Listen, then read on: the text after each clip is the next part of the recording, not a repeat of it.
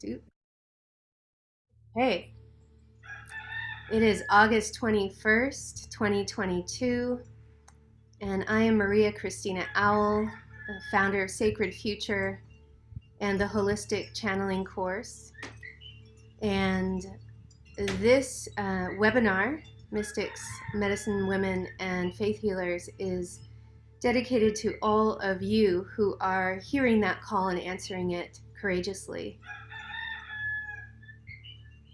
Yay, Medicine Hat, Alberta, welcome. So I'd like to begin by talking about this topic from the title I chose. Why did I choose this title? Why is this important to me?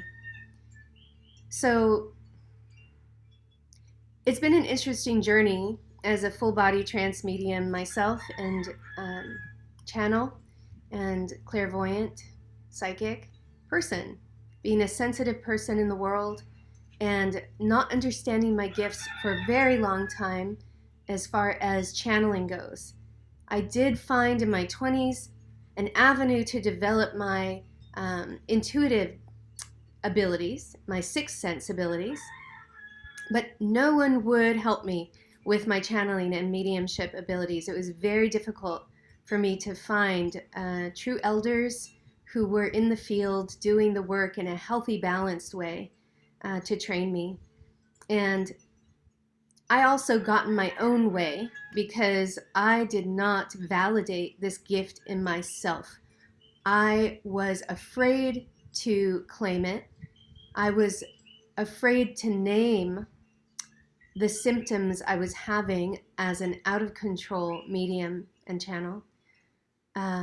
I couldn't connect the two. These strange phenomena that were happening to me was totally not related to being an out of control medium, right? And I needed help in making that connection. And finally, in my late 30s, I did find support. And I was recognized by African traditionalists in the Ifa Orisha religion who recognized that I was a full body trance medium. And they helped me through my initiation into their religion, and I was in that religion for 3 years. They created a space where I could fully surrender and experience the capacity of my gift as it was at that time, to the extent it was at that time. For me, that was a profound gift, because you may know in your own experience, it's very difficult to be your own containment, very solid, true containment, while you're also surrendering and letting go to explore your full abilities and quantum self, multidimensional nature. It is very helpful to have a circle of people who are dedicated and in integrity and holding an impeccable space. Then you can really go there and feel safe enough to do so. I was very blessed in finding my elders who were able to show up in very integrous way during ritual work. In their personal lives, it was a bit messy. And that is why my husband and I eventually left the religion we were in and moved on to explore it further on our own. So,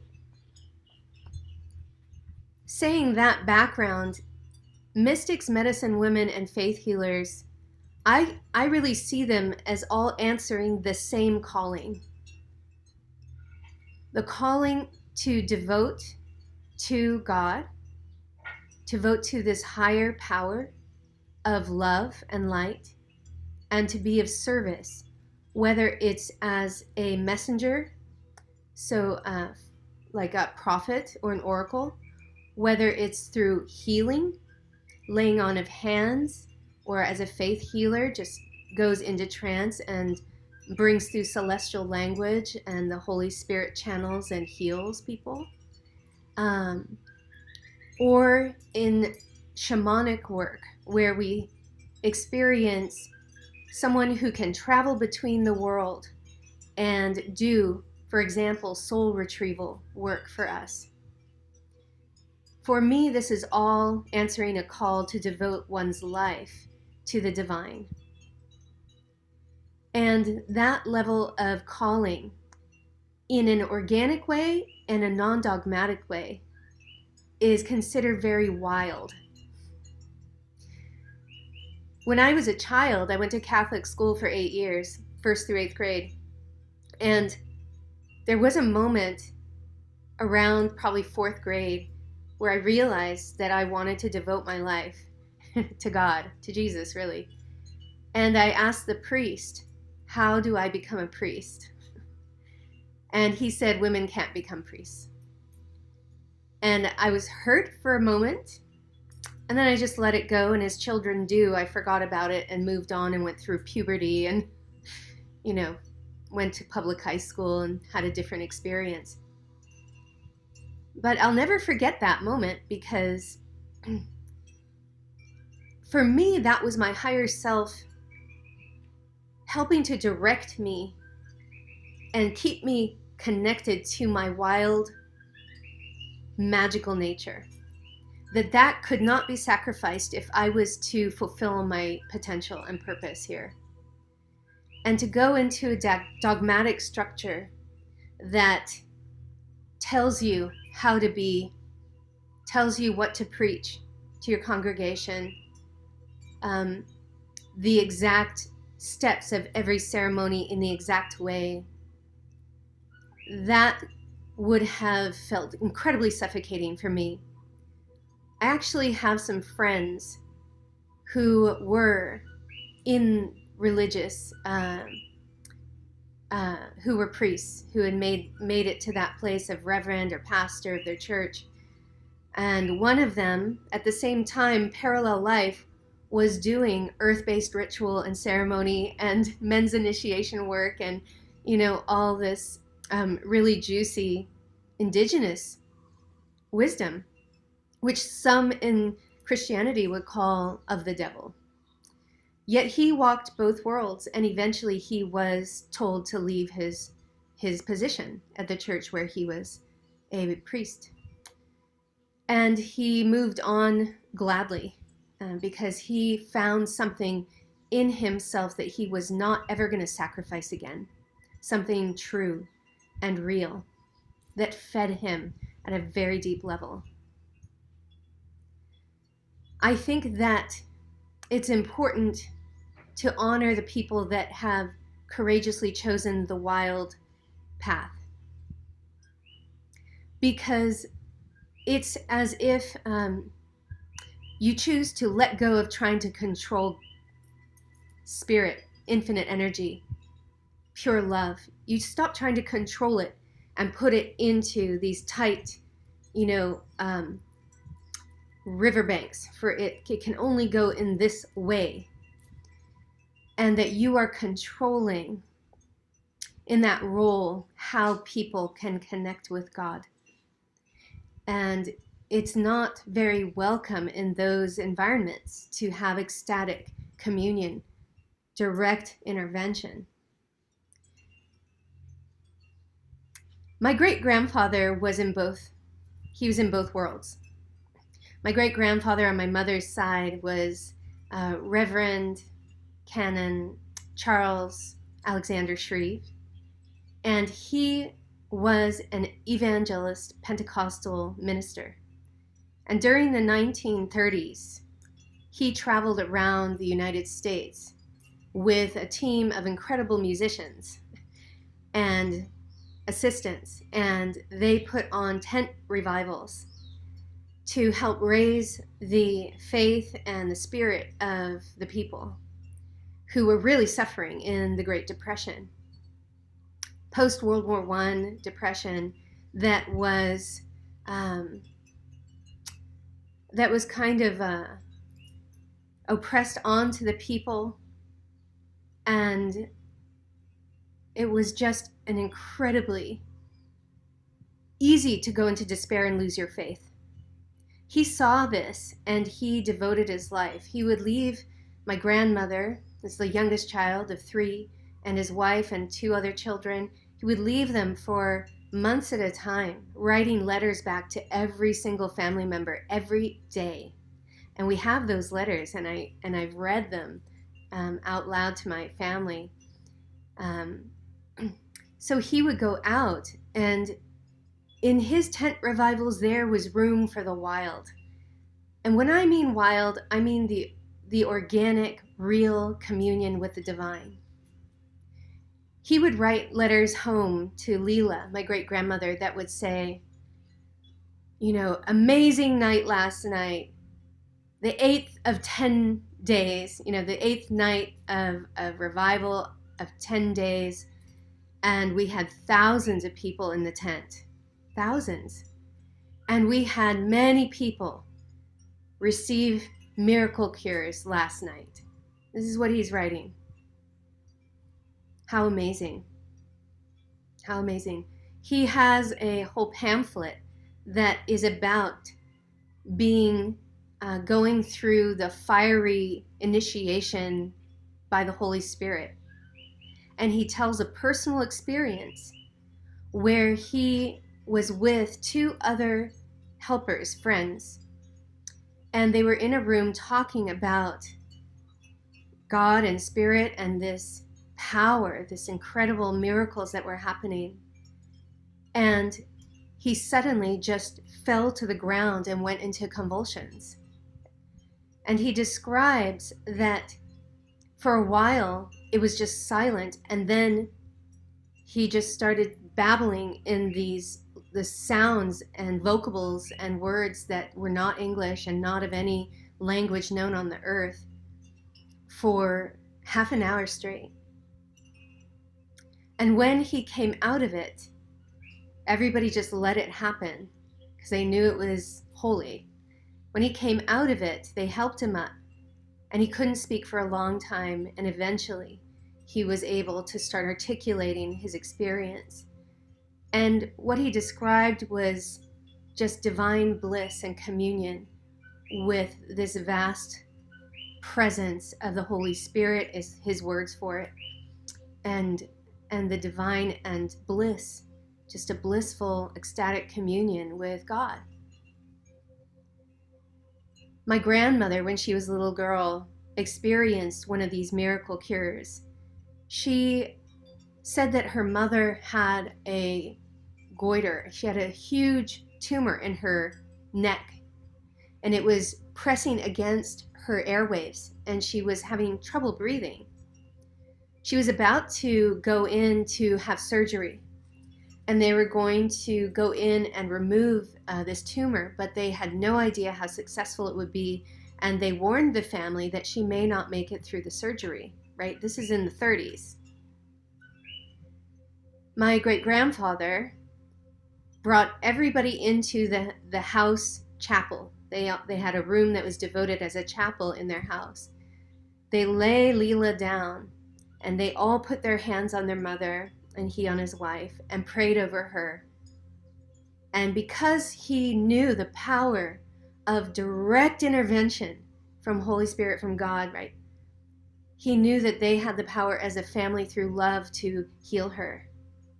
Faith, healing. And they did. The next morning, they prayed all through the night over her. The next morning, she went into the hospital, and the doctors couldn't find the ailment. It was gone. And they said, we must have misdiagnosed. So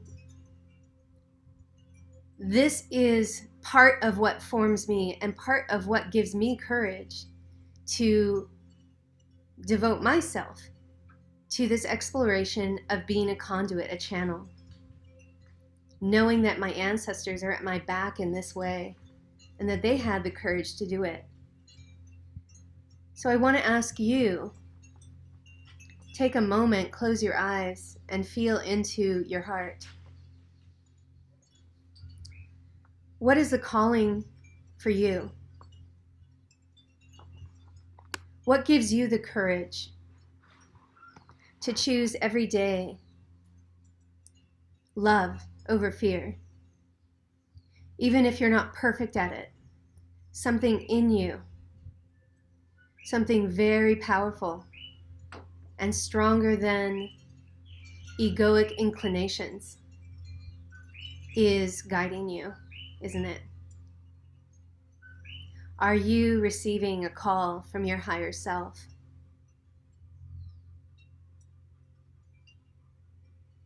To surrender even more, to have and go to the next level of faith.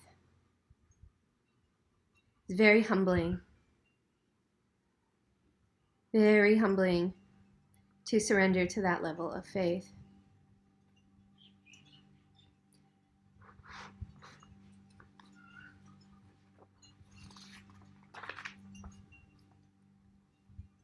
So let's talk about this path as a channel, channeling as a spiritual calling.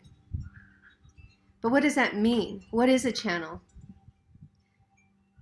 Many of you here, many of you listening later, you're going to have your own experience and your own definition of a channel, of a medium. What does this mean for you? What have been your own experiences? For many people, we have experiences of instantaneous insight or knowledge that just pops into us, and we just know something. We know the answer to something. We know the way through a situation, or we even know like which way to get somewhere. Clear directions come through us. That is channeling. Channeling can also be shifting brain waves as you're painting a painting, as you're making art, and you go into this zone and something just starts moving through you. Your hands start working the clay in a certain way. You start to make that mosaic with the tile in a certain way. You start to paint or write poetry. Yes? Here's a poem from Hildegard von Bingen, an incredible mystic from the early 1000 to 1100s. She was an abbess in Germany, but traveled around the world, was very highly regarded. She was a mathematician. She was a composer of sacred music that would heal people. And she wrote prolifically, and you can find her books today. She was a healer and an herbalist extraordinaire. Hildegard writes this in an ecstatic state. Mary, ground of all being, greetings. Mary is the fullness of all joy. Mary, the heavens, gift the grass with moist dew. The entire earth rejoices. From your womb the seed sprouted forth. The birds of the air nest in this tree. Blessed is the fruit of your womb. Your womb's fruitfulness is food for humankind. Great is the joy at this delicious banquet. This is how it is with you, mother of all joy. You, glowing, most green, verdant sprout. In the movement of the Spirit, in the midst of wise and holy seekers, you bud forth into light. You bud forth into light.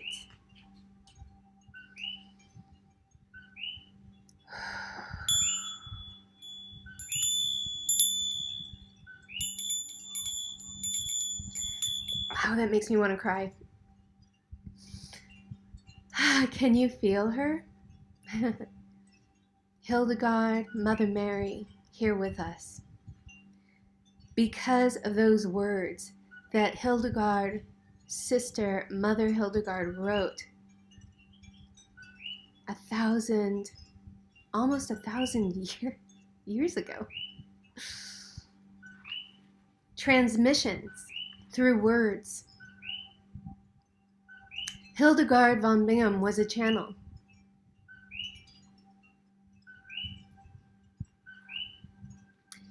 So when we literally want to describe a channel, it is a passageway through which a more fluid element or energy moves through, like a flute that air moves through, like a pipe that water moves through, like a river. As well, there are electrical channels. It's a structure that's designed to support the organization of those more fluid energies that have no structure, such as a frequency that is not in the tangible realm so much, it's fluid, and supports the transmission of this fluid from one location to another location. Much like a radio tuned to a specific channel. A radio has many, many stations. The bandwidth is from 87 FM all the way to 107.7 FM. And everything in between is a channel. Channel.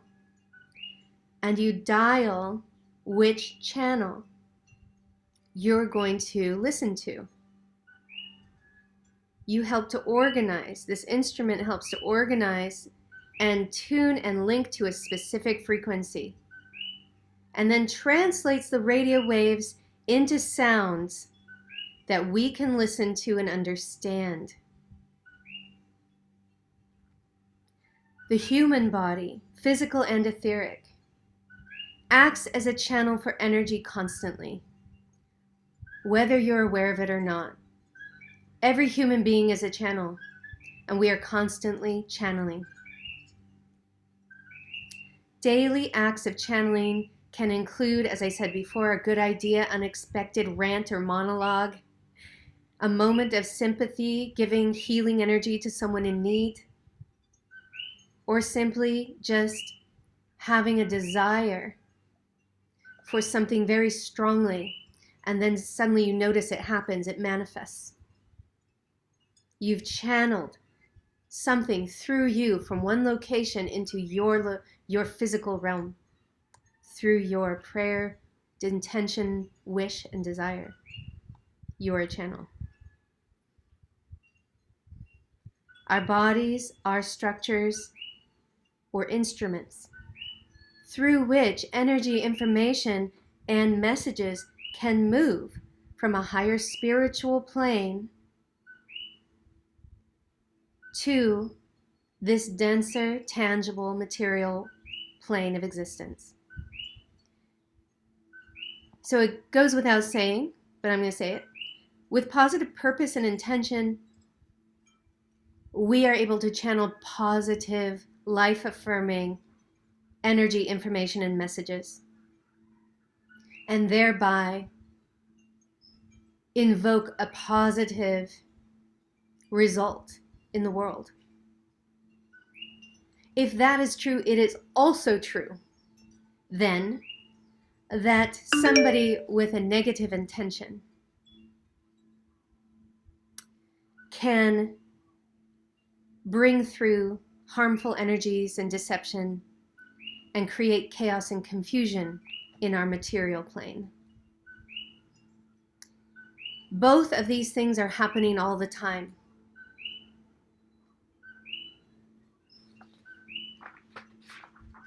So I know that all of us here have pure intention. We are devoted to our planet. We're devoted to humanity and to love, and to being a vehicle through which these positive energies can flow through us to our people, to the world. I know that about all of us. And I want to just say that in claiming and listening to the call to become a channel and to answer that call and the courage it takes to do that, to take steps to develop yourself so that you can become very clean and clear and precise and really be of service,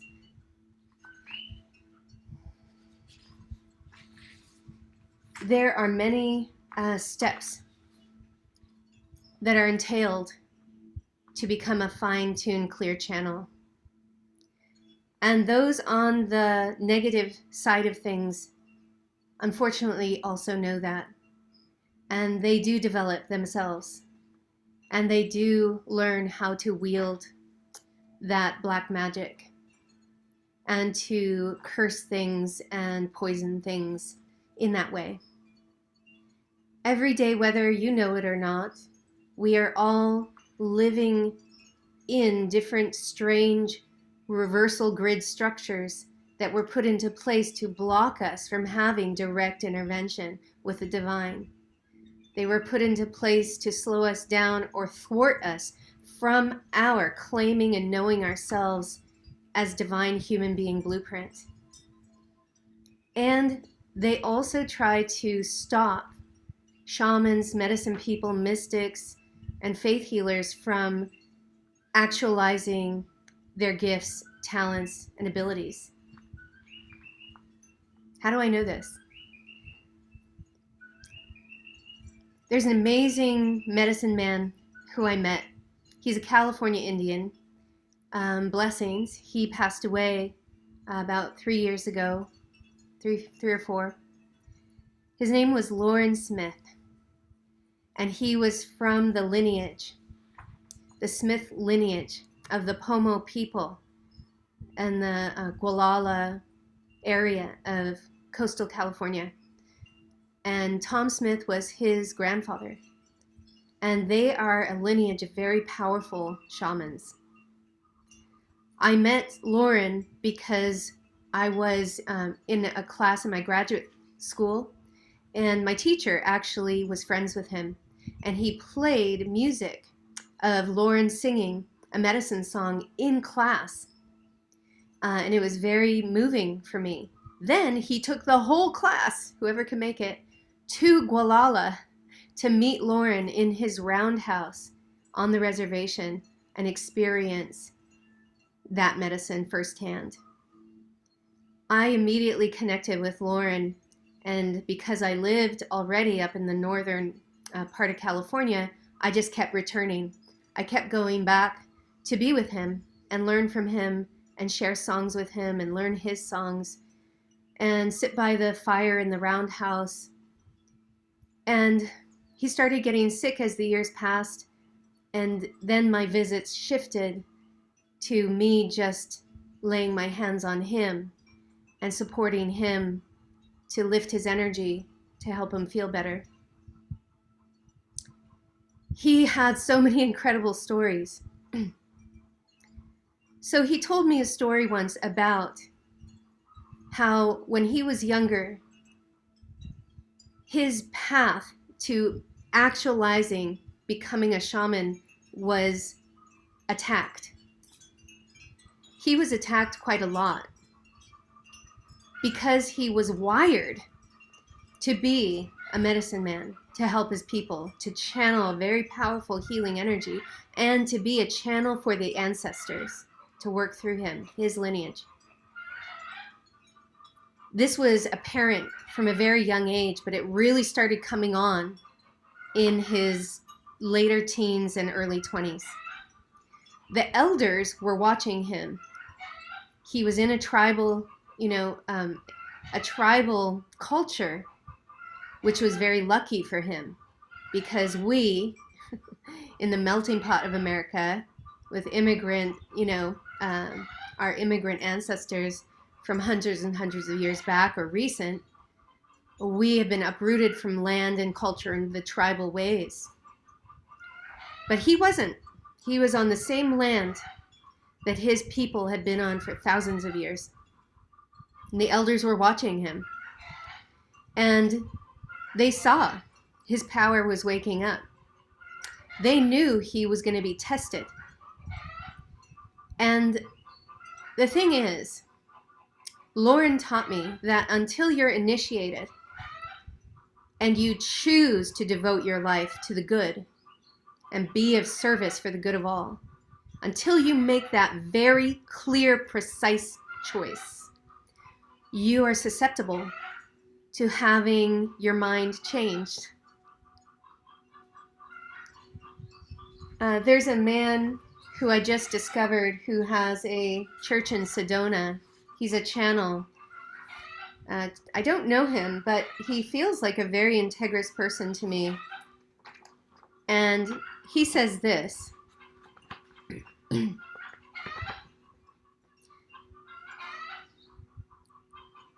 Far too many people, past and present, who claim to be channeling ended up losing their minds to one degree or another. But why? It's sometimes because they were channeling dark entities who used them for a while. And it's also because the thing most often missing on the part of the channel is the integration of the consciousness and the material being channeled. Most channels fail to integrate what they are channeling, and so the variation of frequencies remains in conflict and causes disturbances in their minds and their nervous systems. He goes on to say, channeling, to some degree, ends up being one of life's biggest challenges and tests. It's no surprise that mystics, medicine women, and faith healers all must face these tests.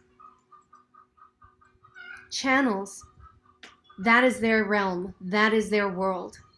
They are the shamans, they are the faith healers, they are the oracles and the seers. It is no surprise they have to face the biggest tests, the biggest initiatory tests, to choose dark or light, love or fear, service to self or service to all. They must make that decision very clearly for themselves. Because if they choose towards the darkness or harm, egoic, they can cause profound chaos and harm in the world as their power develops. If they choose the light, they can create profound positive influence, healing, just through sitting and meditating, just through being, because they're so in love with the divine and creation. So this man, Michael Murdad, goes on to say, all forms of channeling urge us to become whatever we are channeling. All forms of channeling urge us to become whatever we are channeling. If we don't, we will pay the price. If we use such gifts as channeling for things like fame and fortune, we are more likely to create bad karma and attract negative entities to come through us. And sometimes our gift of channeling comes from damage caused by abuse that happened to us, trauma in our past. If this is the case and we fail to complete our own personal healing process, that trauma can taint the messages coming through us, and further damage can be done. So this is very important, and this is the lesson that Lauren was teaching me. He suddenly, in his younger 20s, was facing this test. And so he said that he was the only person on the reservation who had a car. And he had a job. And he was making money. And all of this was given to him by this entity, who he called the devil. And he was neutral about it. He wasn't in contract with this being. This being was lavishing him with these seductions because this being knew how powerful Lauren was and was going to be. and wanted Lauren on his side. Lauren would get in the car and drive to work, and he'd look in the rearview mirror, he said, and he'd see this man sitting in the back seat, talking to him, telling him all the riches he would be given, on making all these promises to him if he would just join the dark side. And Lauren never agreed. And he would drive his car to the old woman's house in the reservation, pick her up, put her in the car, take her to the grocery store, help her get groceries, buy her groceries with the money he was making, and take her home again. So he was doing good with all these gifts that were being lavished on him. And this being hated that. Meanwhile, the Mormon church was very active on the reservation in Gualala. And a lot of the Pomo people were taking up the Mormon scriptures and belief systems. And his auntie was having prayer circle in their house every Sunday. And if he would be out and he'd be, have this shadow of the thing trying to seduce him, the minute he got home, he said, walked into that house, that being could not enter. It would be gone. Because the vibration, the frequency of the intention of the women, all the aunties, and who they were in their lineage, that dark being could not get near them. But it did not stop trying to seduce Lauren. Finally, the elders came to him and said, you need to choose. You need to choose. And so he did. And he began his initiation as a medicine man in the Pomo way. The minute he went through his first initiation, this being was gone. He said, even today, he said, and at this point he is like 80 something. He's like, even today I feel him hovering off in the distance.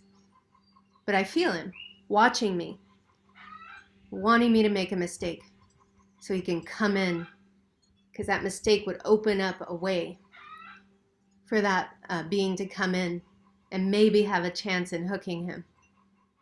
So Lauren did not drink. He did not do drugs. He did not womanize. He was very clean in his life because he knew the cost. He knew what could happen and the amount of suffering he could cause in this reality.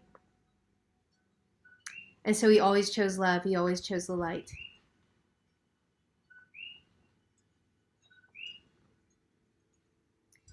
So as people who are having this spiritual call, this calling to be a channel, and that calling is different for all of us. There are many different forms of channeling, including, besides mystics and faith healers and medicine people, there's also oracles and seers, like the oracles in Delphi in ancient Greece. Oracles and seers often work with substances and alter their consciousness, and they go into a trance state and see visions. And they're often prophetic. And so we had these caves that would give off noxious fumes in Greece, and the priestesses would go in there and become altered. And then the people who had questions and ailments and needs would come and ask those questions, and the priestesses would then channel to an intermediary person the information to relay to these patients. In Mesoamerica, they would use psilocybin mushrooms, the Mazatec Indians, for example. And they would use these fungus and plant medicines as intermediaries to help them access these communions, to help open the channel of their instrument being so they could bring through healing and do their own healing. Another form of channel is mediumship. So I mentioned it a couple times, but let's break down what a medium is. Mediums are a specific wiring of channel, a specific life calling to work with the ancestors. Mediumship doesn't have to include psychopomp work, but it can. And many mediums do psychopomp work, which is, psychopomp work is when you support the wandering lost souls and hungry ghosts to go to the light. They have an ability to speak to those spirits who used to be in human form, specifically our human beloveds who have crossed over. And if you've ever seen a medium live, like at work, they used to be called seances, right? In the 1800s, early 1900s, they were called seances. It's very emotional, because those beings, the wandering lost souls, they are incomplete and they can't leave until they have a message given to one of their descendants, until they know that an object that was valuable to them is given to that person, until something, right? They need completion and they aren't able to leave yet. And so the medium, the true-hearted, real medium, was able to facilitate and mediate these interactions with family members to liberate that spirit. They could go on into the light to complete the grieving process, complete that person's mission. And I have a lot of respect for mediums. Not all mediums would take the being into their body. It would be a telepathic communication. But I have met mediums who go completely into full body possession with that wandering lost soul, that soul can talk directly to their family member or to people in the room who they're not related to give a message to them. So that's another form of channeling. I never knew I was a medium until my very first ceremony with the Ifa Orisha community. And this ceremony was dedicated to the ancestors, who are called Egun in that religion. I went to the ceremony to make an ancestor pot, it's called, and I didn't know what was going to happen, and I wanted to just be an observer. Well, you can't just be an observer in these rituals. And so I participated. I had my pots, and we made our ancestor pots, which they're vessels. They're symbolic vessels they're like the telephone, that when you work with your pot, you have a direct line to talk to your ancestors, collective ancestors and your personal ancestors. They're very beautiful ceremonies, very beautiful tradition around revering the ancestors and acknowledging that they're always with us. They're always with us. Their love is always with us. But it also taught me, the Orisha tradition taught me, that there are 3 levels of ancestor spirits. There is the ancestor spirit who is unelevated. Unelevated meaning they have not made their decision to love or fear. They are still dabbling, and they want to stay attached to materiality because their ego is immature still. If they were an alcoholic in life, now they haunt bars to take possession of inebriated people, like that. That's an unelevated spirit. These are ghosts. These are the ones that kind of do the, what's it called when a house is haunted, right? We also have level 2 entity here, is the elevating ancestor. This is the ancestor that means well. This is the ancestor that is striving to ascend, to learn, to grow, and to heal, and become a fully awakened ancestor in the ancestor realm. The elevating ancestors are well-meaning, but they still might have an agenda for your life.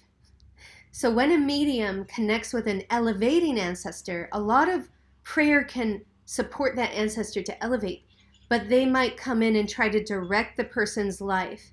They might come into the little 3-year-old or 4-year-old and start to minorly possess that child and live vicariously through them because they have well-meaning yet still attachment agenda for that child's life, right? So they're still a little messy, but they're not ill-meaning. The third level of entity here is the elevated ancestor. The elevated ancestor is the one who has ascended. They have moved into the light and they are of service to their descendants. They are in 100% service to others, in alignment with the law of one and love. When a medium collaborates with an elevated ancestor, this can be a healthy experience of full body possession, where there is mutual respect and collaboration, and it ends up blessing the medium's body in a balanced way and uplifting them, not making them feel ill. Which, if the medium takes into their body an unelevated or elevating ancestor, often there are very uncomfortable symptoms. So if you've ever had an experience of connecting with an ancestor and feeling something kind of coming into your body without your permission, and there can be a nausea, a severe headache, and a feeling of unprocessed emotion that is not yours. In this ceremony, the ancestor pot ceremony, where I had never had a full body experience before to this degree, I did end up going into a full body experience of channeling the ancestors. And my body collapsed, and the people, the priests, helped hold my body in place as it convulsed, and the ancestors got control of my body and then started talking to the people in the room. I could feel they were elevated. They were these beautiful collective consciousness of loving ancestors that were so sweet. They were just sweetness and love. And they touched people and gave them blessings, and then they gently left. It was an incredible experience, and it was my first one that was very positive with channeling. And that was the moment where I realized that this is what I was born to do. And I want to invite you to consider a moment for yourself like this. It doesn't have to be that dramatic, but when have you had that full mind, body, spirit knowing, this is what I was born to do. I know it. Recognition of the inner call, your spiritual calling.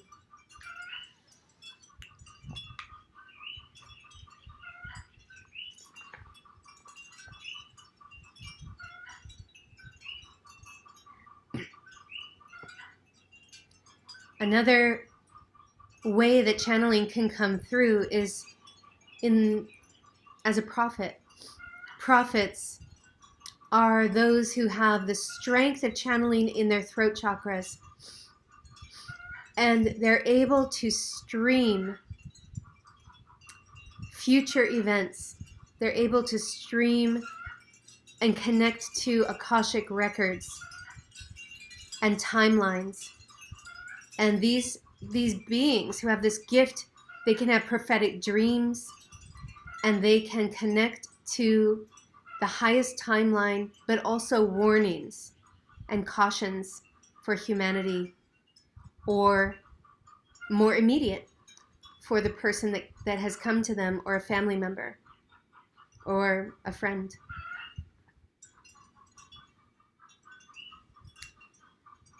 In the instance of prophetic dreaming, the person is unconsciously, not consciously, but unconsciously in their dream time, encountering beings on the astral plane who show them probabilities for timelines for future. And the channeling is done at the astral body level with prophets.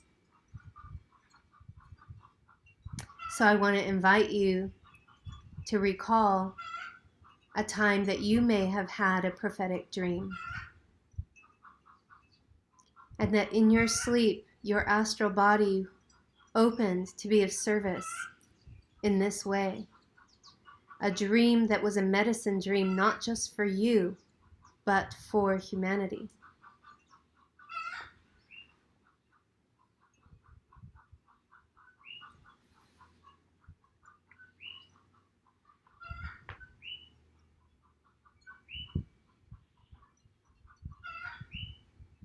So I want to invite you to use the little raise your hand button here, like this. I'm raising my hand. And I'm going to go through these different forms of channeling again. And I want to invite, if you have had this experience, to raise your hand. And this isn't for me to see who you are and what your experience is. This is for you to acknowledge it about yourself. So let's begin with going in with a breath. Allow yourself to relax and open into your heart. Let this be one of those initiation moments, if you will. This is one of those sobering moments where you're looking in a mirror and you're going to, if you take me up on this, you're going to validate and claim this aspect of who you are without shame, without hiding, without fear. It's just us here.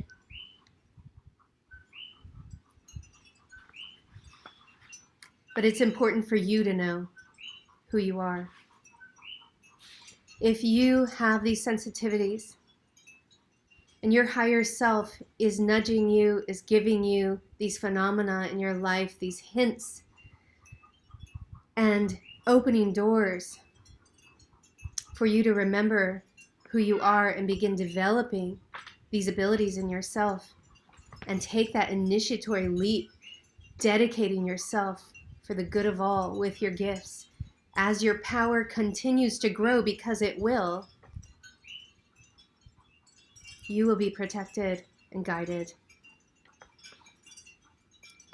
So I'm going to name these experiences of a channel, and just hit your little raise hand button if you have ever had these experiences.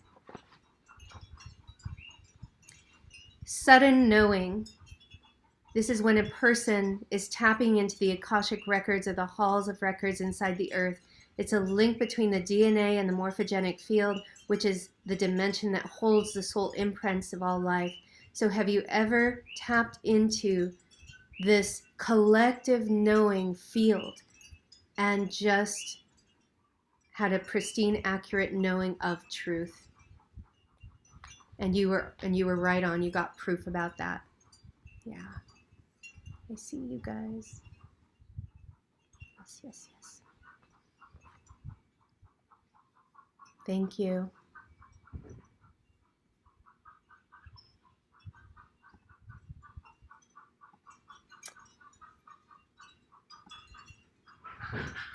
I'm looking for the, oh, okay, here we go.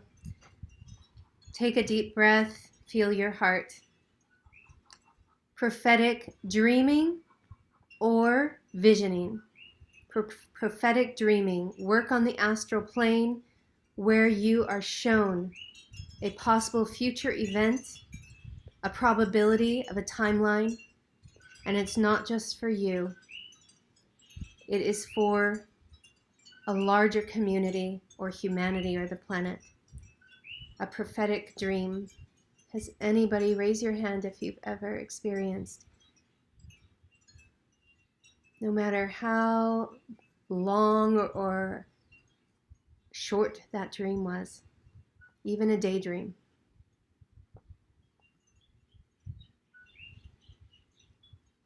Thank you.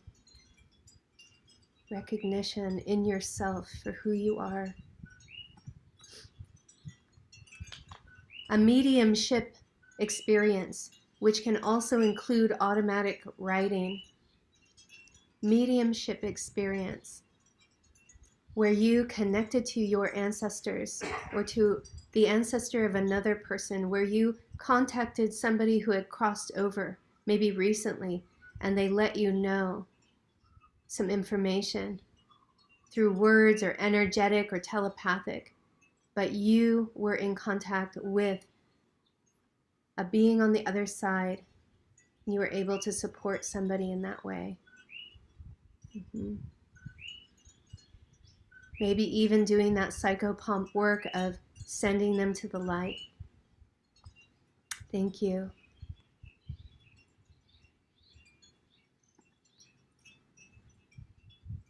Recognition of your gifts, people.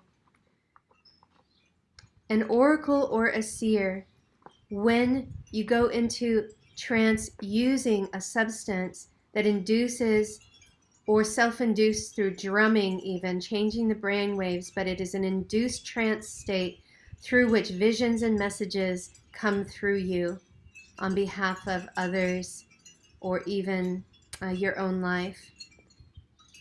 If you've ever had visions like scrying, the ancient Celts, right, would stare into a fire and go into trance and receive messages. I've gone into trance just watching the ebb and flow of the surf of the ocean and received stories and messages. So oracle and seer, acknowledge this in yourself if you have done this. Validate that.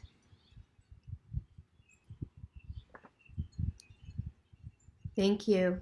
Shamanic work is the next one. Traveling between the worlds on behalf of yourself or another, your ability to move into other dimensions using your multidimensional nature, doing soul retrieval work for yourself or another. That ability to get out of your own way and to, with drumming or dance or some other constant rhythm that puts you into that state of consciousness, you're able to travel between the worlds, working with power animals or spiritual helpers. Who of you has had that experience of shamanic work come through you, even if you learned how to do it through a program and then you kept doing it, but it is natural for you? This is like home. Traveling between the worlds, being multidimensional, very familiar for you. Thank you.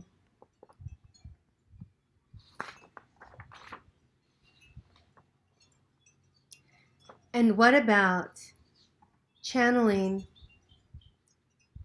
through the power of faith? Your faith in the divine and God and Goddess and the cosmic Buddha, the cosmic Christ, that your faith and knowing that you are one with this great vast consciousness can bring through healing, that you have experienced yourself through your faith that something is manifested in your own health, perhaps in your own life or in another's, but through the power of your intention and belief you have manifested.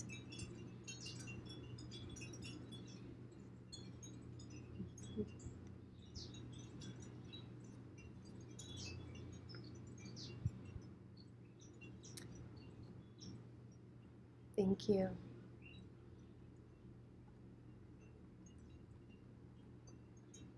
And the next one is mystical experience. Mystics are the ones who devote fully to the divine. They surrender to be an instrument of the divine, of God, of Creator, of the One. And in their love of God, they fall into these trances and bring through poetry and just these incredible feats of architecture and engineering and who knows, art. And so in your own life, have you ever fallen into an ecstatic, blissful moment with the divine where you experience yourself as way bigger than yourself, beyond your personality? You get the oneness of everything. You feel the connection with all creation, and the bliss that is just infusing your consciousness in your body. It's almost like a state of awakening or of samadhi. These mystical states, and then the higher abilities are more accessible, like telepathy or levitation or bilocation. And the saints, we know a lot of stories about the saints and the mystics of old had these abilities. A lot of mystics in India have these abilities to create fire out of thin air or water. So your own personal, doesn't have to be that extreme, but your own personal experience of just popping into a state like this. Connection. Yes, yes, yes. Beautiful. Thank you. And finally, this is a state of channeling I haven't mentioned yet, but it is a state of channeling. And this state is being an ET, extraterrestrial contactee. If you have had an experience of an encounter with star family, an extraterrestrial, even if it's just being in the presence of their ship, and you experience an opening of your extrasensory abilities. And many report continued ability to converse with those beings telepathically after the original contact. And some recall being taken physically or astrally onto the ships or into that Earth underground base, and where they're taught and healed and sometimes given special abilities. And this is a form of channeling because you can connect with higher density races of beings who vibrate at higher frequencies, but they are guiding humanity. They're here for us. They are our family, genetically, probably linked to us. And this is a form of channeling, linking with our star family. So if any of you have ever had a moment of that experience, raise your hand. Yeah.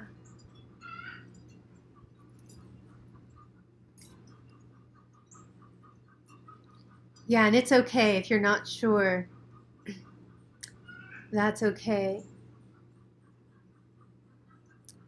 Right now, this is like a moment to maybe if you've never had this experience before of getting to name and claim it and validate it for yourself. This has happened to me.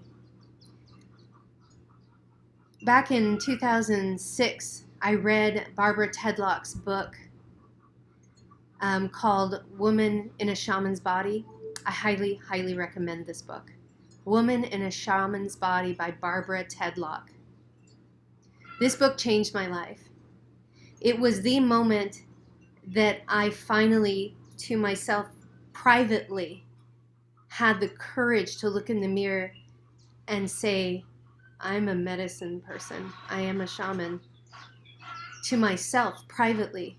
Because up until that point, I felt like to say that, to claim that, even privately, would be fraudulent, would be egoic. And I felt shame. I didn't feel shame for the weird paranormal experiences throughout my life, that was just my life. It was just a weird life. But until I was able to, from an adult consciousness, look at all the phenomena, the dreams, right? The medicine dreams, the ecstatic states of connection, the entity attacks where negative things were trying to thwart me from my path and I had to fight them off. I had to put all of the stories of what happened to me and those phenomena down in a list, right? And look at them. And then looking at Barbara Tedlock's book, which was stories about women all over the world and their initiation into being a healer, shaman, medicine woman, what that experience was for them, where they initiated. And for most of the women, it was a direct, immediate channeling through their body that initiated them. It was not working with an elder who trained them through years of training. For women, it's often an instantaneous knowing or a dream where they are shown their altar, they're shown the medicine they carry, and now go out and help people like that. Because women have this amazing womb ability to be channels. Men as well are divinely wired, and sometimes with men there is the work with an elder and going through initiatory steps to help break through the ego and get really grounded in Mother Earth to be able to serve in that open heart devotional way. And of course there's a spectrum of initiation. The point I'm making is, as I read Woman in a Shaman's Body and read story after story of these women all over the world and how they came into their ability and started serving in that way with no ego, just like, this happens, okay, I'm told to do this, I'm going to do it. And I was looking at my list of phenomenon in my life. I'm like, oh yeah, I had that. Oh my gosh, I went through that. I had that initiation. But I never validated mine and went to work in service with it, because in my Western culture, you have to have a certification or a degree or an authoritarian figure over you, recognizing you and telling you who you are. We're almost conditioned to look to others for our worth and permission to be us. Well, guess what? Modern capitalist patriarchal culture is never going to validate your being a shaman. They don't want you to have your direct access to your true abilities. So I want to say with so much love to you, stop looking outside yourself for that validation. You need to validate yourself. You need to really honestly look in the mirror and claim and recognize what you have been through in your life. Name and list, write it down in a timeline, all of your experiences, all the phenomenon that have happened in your life that were unexplainable or paranormal or mystical or magical or miraculous or even scary. Encounters, dreams, list it, and then look in the mirror and say, I know who I am. This is real. This is really my life. I'm not making this up. And I don't need to shout it from the rooftops, waving a banner, hey, look at me. Please don't do that. It's for you to acknowledge it in yourself, because if you do not acknowledge it in yourself, then you are going to be susceptible. It's like Lauren Smith, who wasn't deciding. He wasn't initiating. And so he was susceptible. He was fair game for the entities who could see exactly who he was and what he was capable of and the power potential in him. They saw it from those astral planes. And so they were like vying vying for a contract with him so they could control him. But the light does not vie for you to make a contract. Love and light and source and the positive ascended beings, they do not chase you, grasp for you, to devote to them, to worship them. They don't make promises and they don't seduce. They wait for you to choose your own light. They wait for you to choose love. They wait for you to request their support. They wait for you to open and change your brain waves and link to that higher consciousness frequency. And then you can actually see them, and they're there and they're everywhere. The spiritual guides, they're there. Your elevated ancestors are right there. And they love us so much.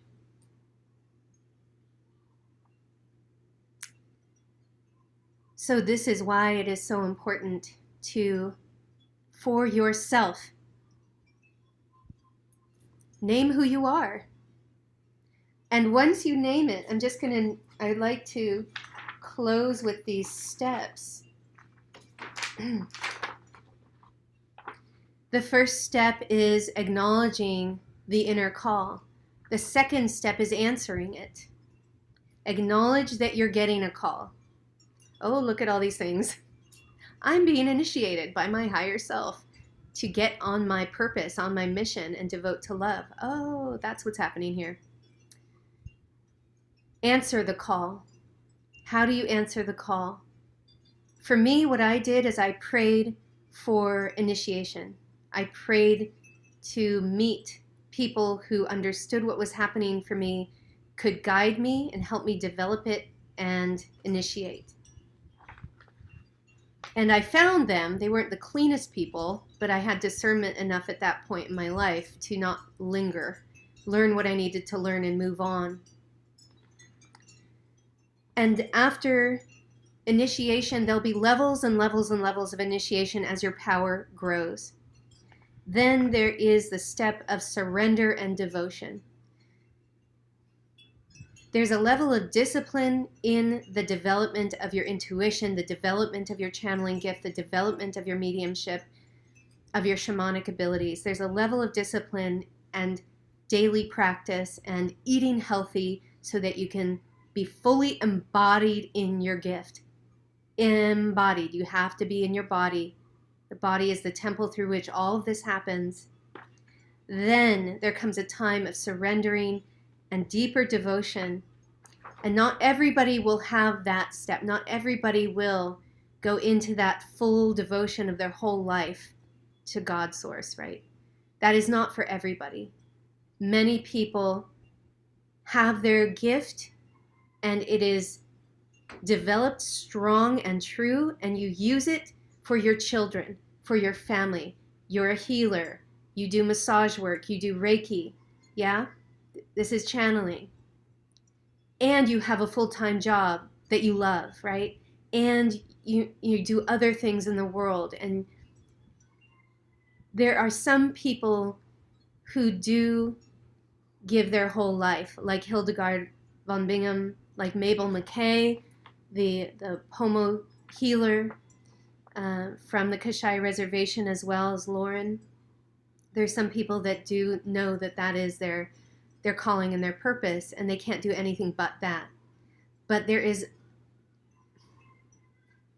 you are you. You are you, and only you can know what is yours to do. And there is no good, better, best anywhere. So dissolve, cancel out, and delete any hierarchical judgmental structure in your consciousness around what your unique call is and what your unique purpose is. Only you can answer your calling.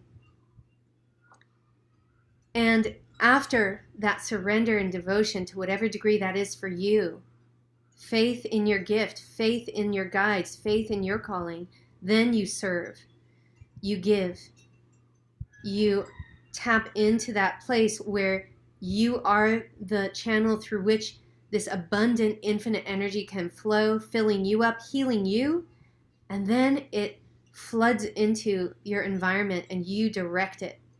You direct it for the highest good of all.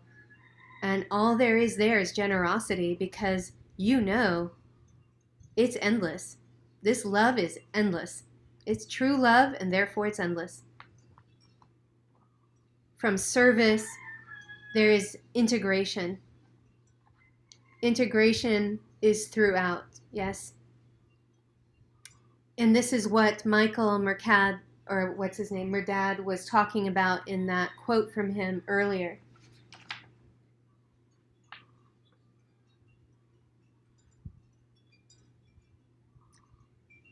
You need to be able to integrate what you are channeling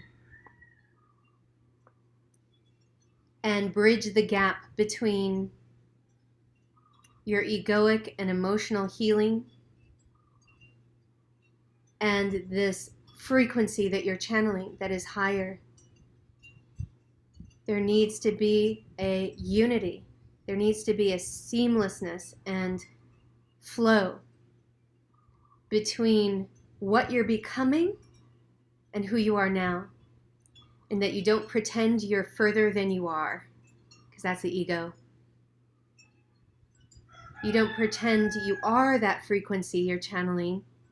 You can bring it through you. You can infuse with it. You can know it. Yet are you honestly living at that frequency every day? Is that your lens of the world and humanity and people? Are you seeing through that lens, that frequency? I'm not. I have my very human life, my very human perception of reality. I have my fears and my anxieties, and I channel these higher density beings who are at 6th and 7th and even 8th density, and my body infuses with this frequency, this high cycling brainwave of lambda and epsilon brainwaves, and I can know it, know that it's real, go into those ecstatic moments, and then I come back into beta, I come back into theta, and I live my life tethered to that higher frequency, devoted to it, surrendered to my devotion that that is where I'm heading, and let me be of service to help flood that into this reality here.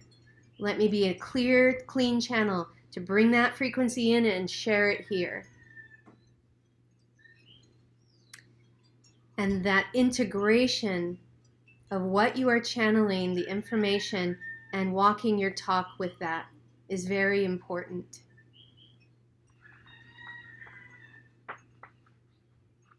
So these are the steps: acknowledging the call, answering the call, initiation, surrender and devotion, service, integration, and then you do the next cycle of that, and the next and the next and the next, and you keep growing and you keep learning and you keep expanding and you keep integrating.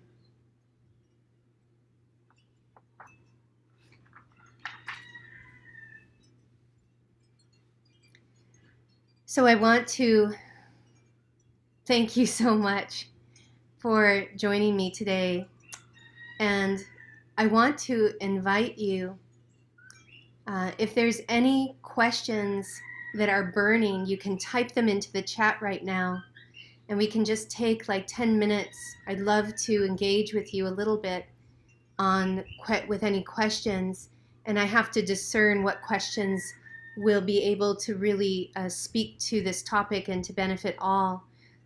If you do have a question, please type it in. And I want to, while you're doing that, I want to invite you to join me again next Sunday, because I'm launching the Holistic Channeling course again. Some of you here have taken it 4 years ago with me, and now I have 4 more years of this like incredible experience with furthering in my channeling ability and gift under my belt. And so I'm launching it again because there's so much more I want to share now about it. So in my own development as a channel and a medium, I've been endlessly curious about this gift and ability, and I know that it's existed through time, and it seems to be a natural part of bioenergetic anatomy and wiring for human beings. But then why aren't there schools? Why aren't we teaching our children? Imagine a world where we acknowledge that we're all channels. And you know what? Channeling is just preparing us for the future of living in fourth density universal love where we have telepathy. When we have telepathy, channeling is different. We don't need to channel anymore. We have telepathy. And then channeling is different. It's for a different purpose. It's a different cause altogether. Right now, channels are the bridge. We're bridge people between third density and where we're going, fourth density, fifth density.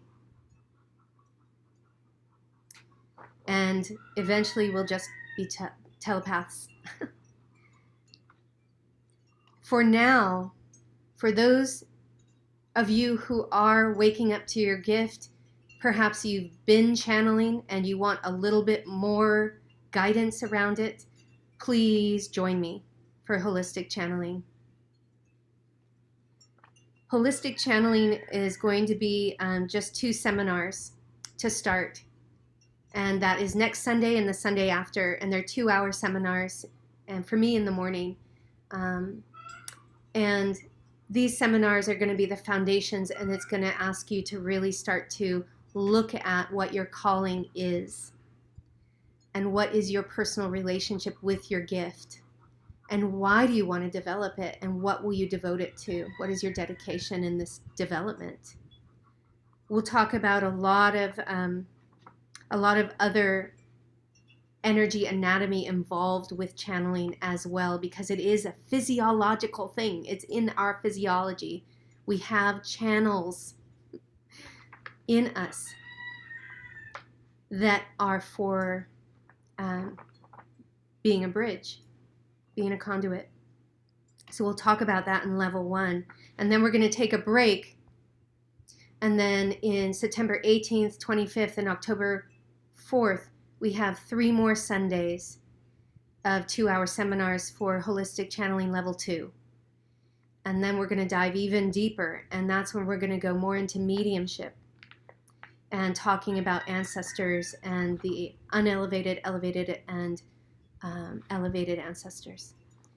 So I hope that you will join me for holistic channeling. Very reasonable price points on those. It's only $150 for level 1 and $250 for level 2.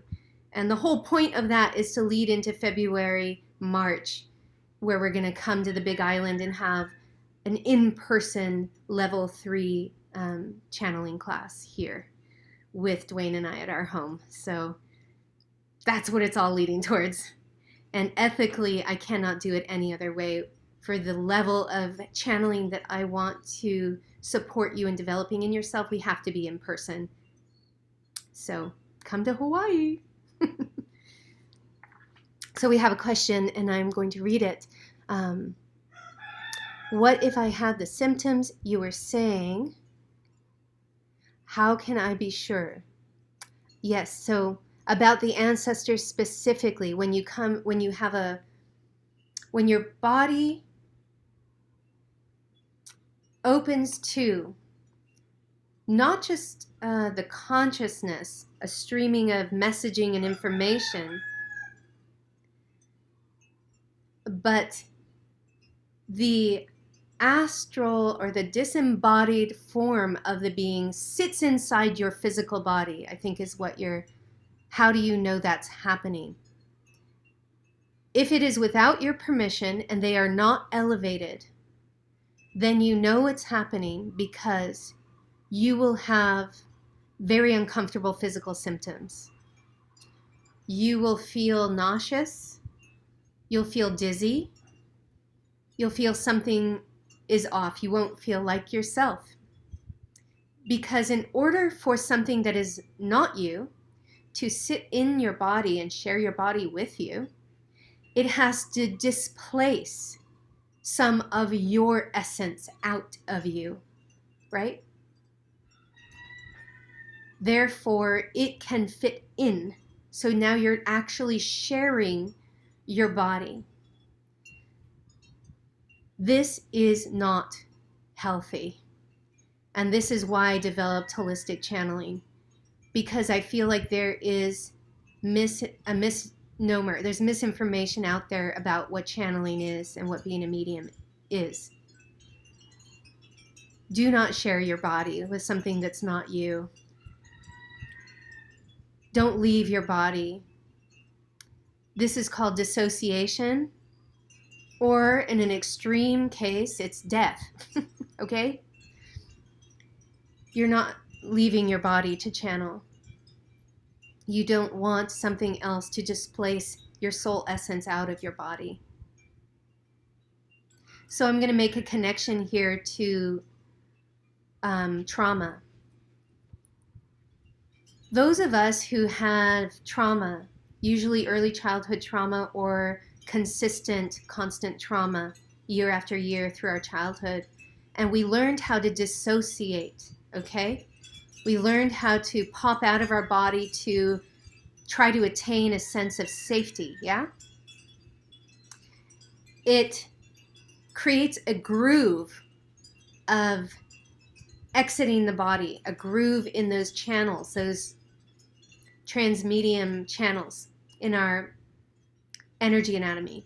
It deepens the groove of out the head, where we don't want to be exiting out our head if we are alive and living a life. We only exit at death, okay?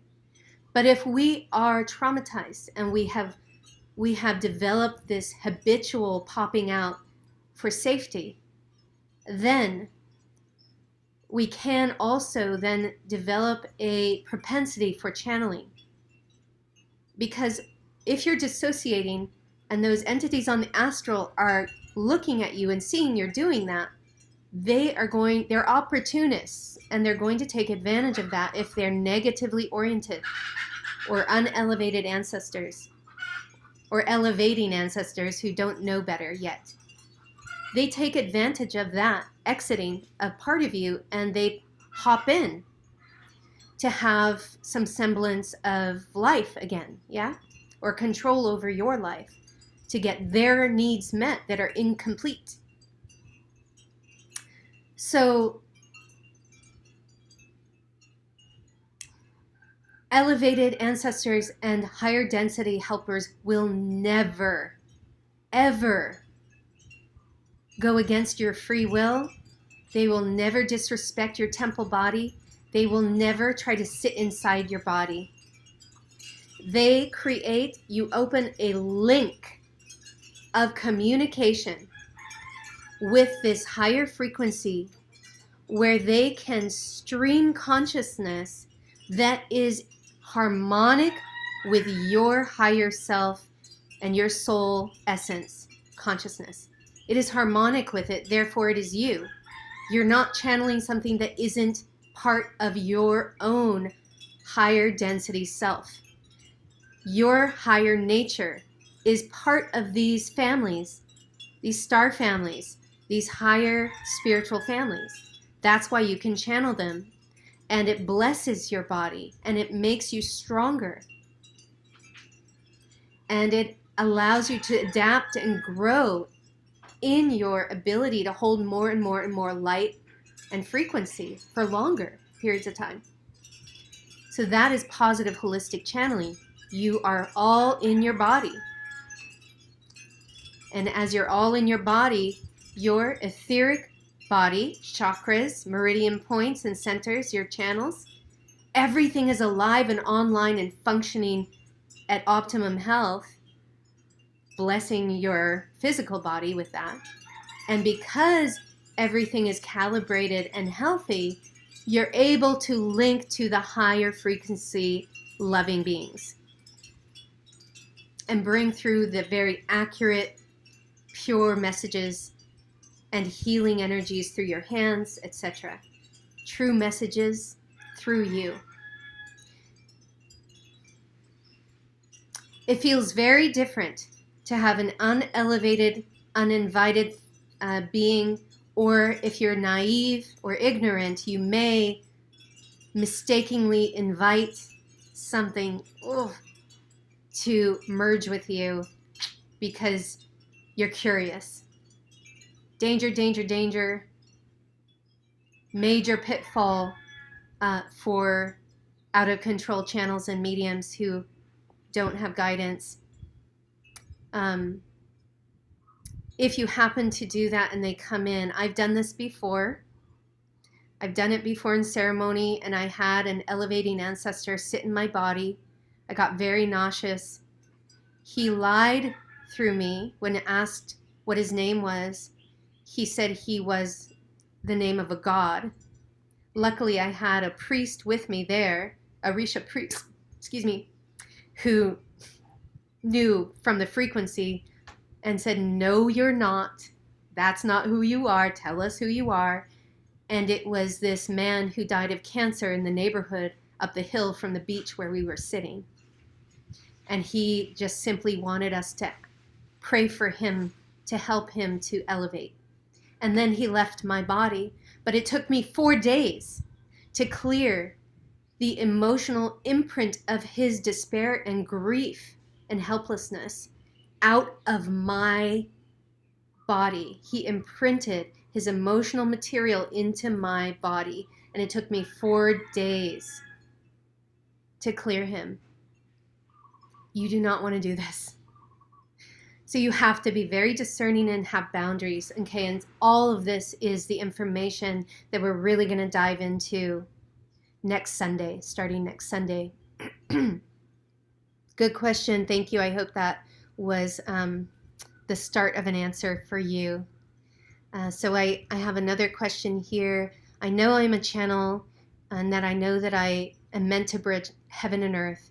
And I have had a dream experience, awake in meditation of being in other realms and power places of healing for me, and brief but powerful experience of knowing and communication to me. And then she says, however, I don't feel I have a gift exactly. I long to be able to intentionally connect with higher density guides, be able to see them all around me, as you say. Yes. Okay. And so is this something that can be learned? What I'm going to say is this. Okay, what I'm not going to say is this. I'm not going to tell all of you that you're all the same and you should all be able to reach a level of development of all the extrasensory abilities in the same way. Because it's just not true. We're completely genetically different. And if you have ET DNA, like Pleiadian, Arcturian, Syrian, almost all humanity has Syrian DNA, by the way, because they were one of the cedar races. If you have different, whatever your DNA is what links you to your propensities and gifts, okay? Spiritually speaking, as well as your physiological, what you can develop physically in yourself. So there are some people that are going to be very strong animal communicators and channel the consciousness of the animal realm and the oversouls of the animal spirits. There are some people who are going to have a very strong propensity to be instruments through which the healing force comes through, and they do laying on of hands, and they can really channel that healing energy. But they aren't clairvoyant, they aren't visual, they aren't seeing things. They are simply, their gift is to be a clear, clean conduit for that healing energy. Yeah. Other people are going to have other gifts. Some people are simply prophetic dreamers, and that's their gift. What I'm interested in is that you identify what your gift is, and that you get curious about what you are naturally doing. Say yes to it, claim it, get curious about that, and begin to develop that. As you develop your main gift, it may be that over time, the peripheral gifts start to get the benefit, of your focus and start to develop on the sidelines. You know, um, that is very likely. Thank you, Shari. Yeah. Okay. So I'm seeing Brooks' comment here, but I want to get to Mia's first. This is why fear to do the call, fear no one close by guiding me. I know it's true, and Mia, what I would do is go into your inner temple space, your sanctuary prayer, and just feel the sincerity of that longing for you, and call them in. Call in that encounter with that person. It is very likely that it's somebody that is not visible to you yet. Before ayahuasca, that vine, the plant medicine from the Amazon, called me to work with her. I worked with her for about 5 years, and I haven't for about 5 years now. When grandmother called me, I had no idea where there were ceremonies going on in the Bay Area of California, San Francisco Bay Area. I could not find anybody leading ceremony. And so I went to the Amazon, and I did ceremony there for my first time. And I was initiated by the medicine and cleaned out and had a link with her. When I came back to the Bay Area, suddenly everybody doing ceremony was visible to me now. It was weird. And I had been getting emails from a friend of mine for months saying, come to a meditation circle and join me. And I never went. I'm all, no, I don't want to go to a meditation circle. It was ayahuasca. That whole time I'd been invited, and I didn't know it. I couldn't see it. I, for some reason, had to go to the Amazon to get initiated. And then when I went home again, it was everywhere and I could see it. So I'm just saying, Mia, perhaps you take holistic channeling or some other, if you find an online teacher that you trust and it opens up that frequency for you, perhaps that's the door, and now you'll find the one in Holland, you'll find the one in your hometown, in your home country to work with. Or simply go into prayer around it and ask Creator Source to guide you to the very high integrity, healthy teacher that you desire, and have faith that you will find it. And know that your own personal practice is going to always, your personal meditation practice to clear yourself, not to channel beings, but your practice to clear yourself. Clear yourself. Heal yourself. Just keep doing that. Keep doing that. Because it will, as you clear yourself and as you find that absolute peace and grace and love in the temple of your own being, in your own consciousness, in your higher self, your helpers will come in and they will start to work with you because they see your devotion to love and loving yourself. And Brooke, I see you feel like an imposter. You have imposter syndrome. I totally get that. Totally get that. You've had powerful visioning. Yeah, you raised your hand. I saw that too for multiple of those channeling gifts.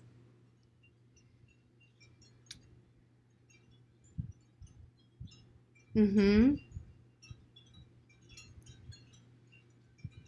Good. I'm glad the validation exercise was helpful for you. It's part of it. It's like, remember we talked about people with the call, the spiritual calling to be a mystic, a medicine person, a shaman. We face tests.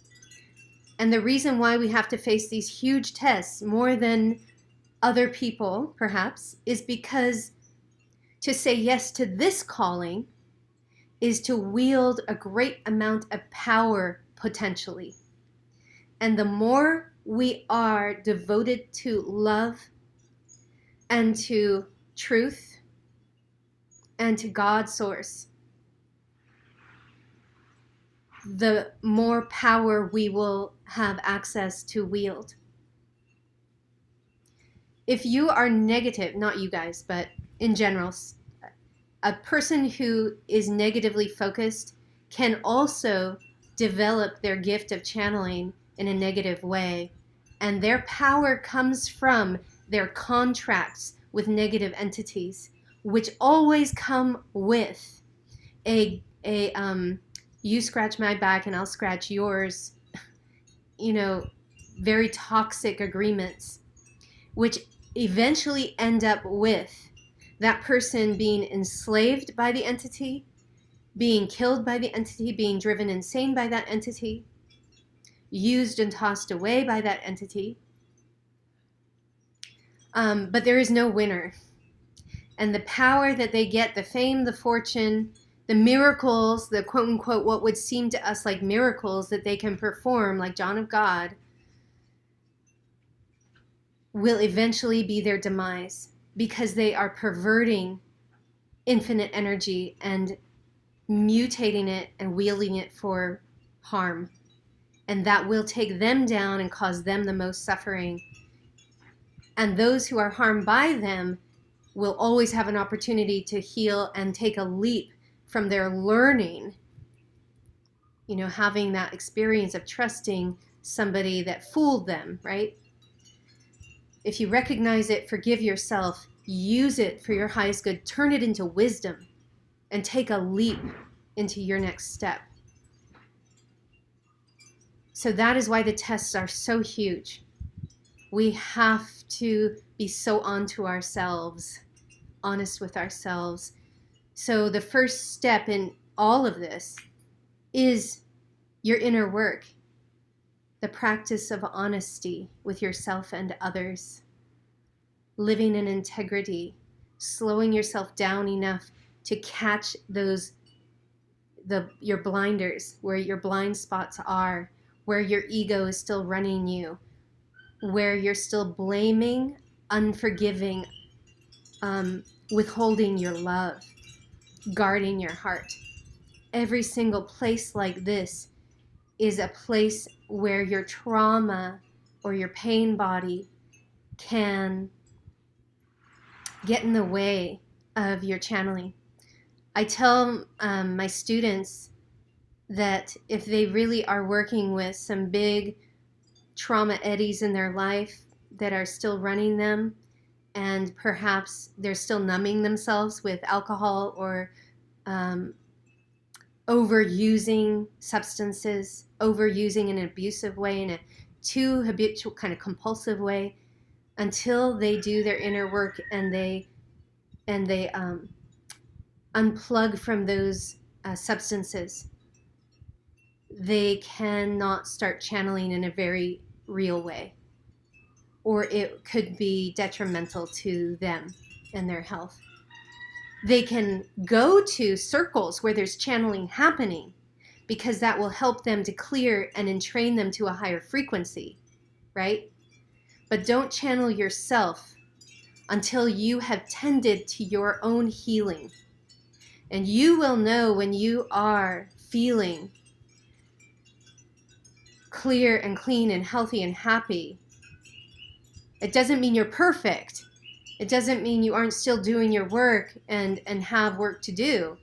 It just means that you have reached a plateau of positive polarity, and you went through the initiation and devoted yourself to love and God. Yeah. Now you can start to open to channel in safe environments, right? In good environments. So I hope I'm repeating some things over and over because it's foundational, very foundational and important. Yes, yes, yes. Thank you for your questions. And we are now at the 2-hour mark for this webinar. And so I'm going to do a closing prayer and ring my bell. so that we can acknowledge all of the helpers who have spent this time with us today.